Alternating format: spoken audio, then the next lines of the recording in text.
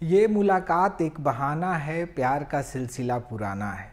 इस तस्वीर को देखने के बाद खानदान फिल्म का ये गाना याद आ गया। दिल्ली में आरएलजेडी चीफ उपेंद्र कुशवाहा की केंद्रीय मंत्री अमित शाह से मुलाकात हुई और सियासी पारा बिहार का चढ़ गया। बड़ा सवाल है कि आखिर इस मुलाकात के क्या मायने हैं। अलग अलग कयास लगाए जा रहे हैं।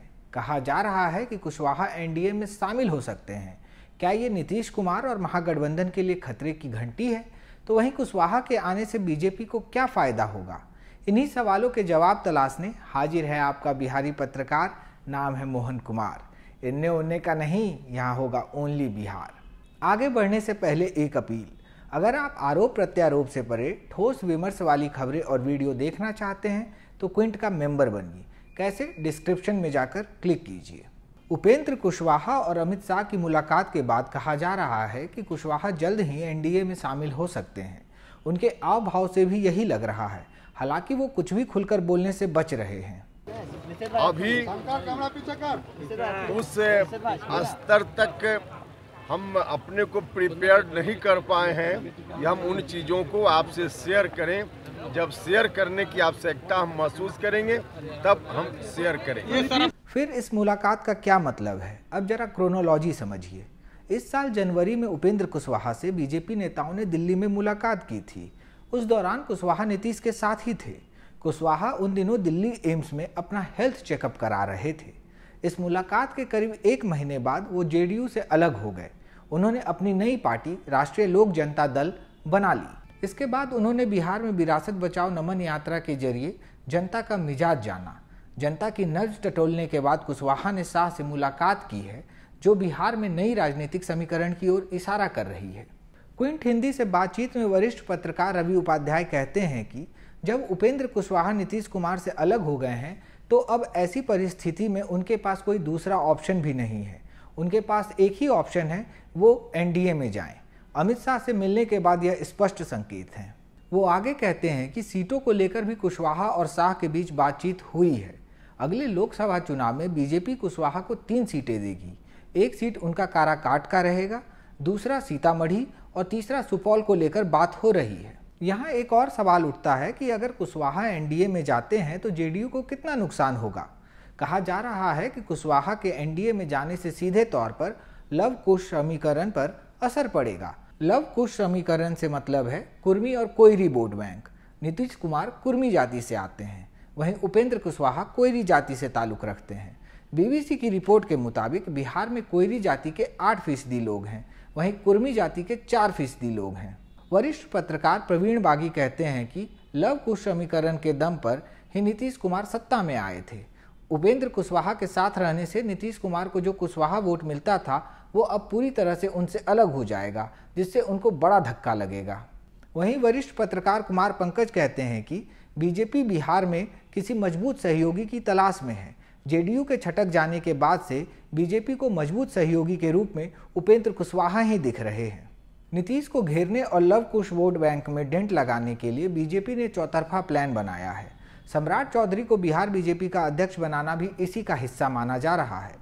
इसके जरिए भी बीजेपी की नज़र कुशवाहा वोटों पर है। वरिष्ठ पत्रकार रवि उपाध्याय कहते हैं कि बीजेपी उत्तर प्रदेश के लव कुश मॉडल को बिहार में लागू कर रही है। वो इसे इस तरह से समझाते हैं। केशव प्रसाद मौर्य कुशवाहा समाज से हैं। 2017 में जब यूपी में बीजेपी की सरकार बनी तो वो प्रदेश अध्यक्ष थे। उनके जरिए बीजेपी ने लव कुश वोट बैंक को साधने की कोशिश की थी।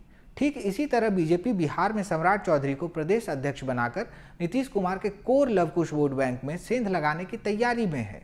उपेंद्र कुशवाहा से बातचीत, आरसीपी सिंह का एनडीए के फोल्ड में आना, ये सब इसी ओर इशारा कर रहा है।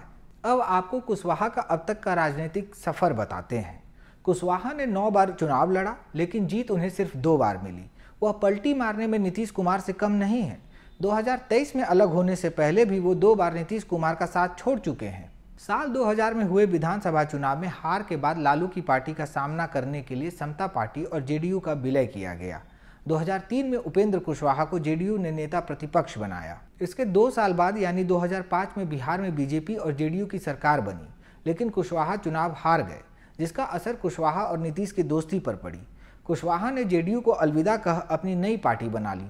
नाम था राष्ट्रीय समता पार्टी। 5 साल बाद सियासी समीकरण बदले। साल 2010 में नीतीश के न्योते पर कुशवाहा ने जेडीयू में वापसी की, लेकिन साल 2014 के लोकसभा चुनाव से ठीक पहले मार्च 2013 में उपेंद्र कुशवाहा ने अपनी नई पार्टी राष्ट्रीय लोक समता पार्टी बना ली।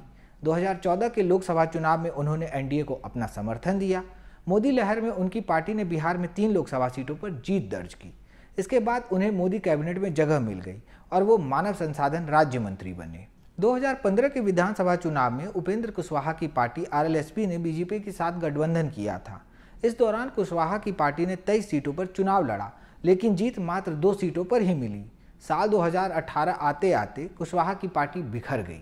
इसके बाद उन्हें तेजस्वी यादव का साथ मिला। वो 2019 लोकसभा चुनाव में विपक्षी महागठबंधन में शामिल हुए। उन्हें 5 सीटें मिली। 2 पर वो खुद चुनाव लड़े, लेकिन हार गए।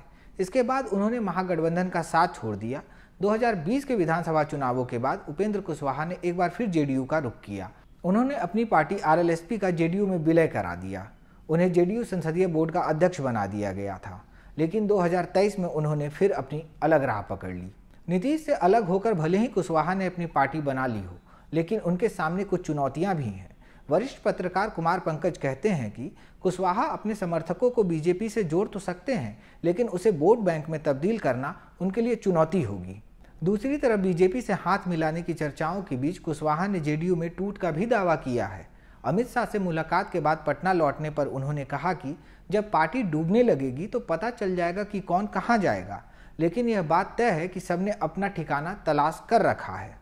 जेडीयू के लोग तो हमेशा डरे हुए रहते हैं और उनका डरना स्वाभाविक भी है। जेडीयू अब बिल्कुल समझिए कि कुछ अंदर बचा ही नहीं है।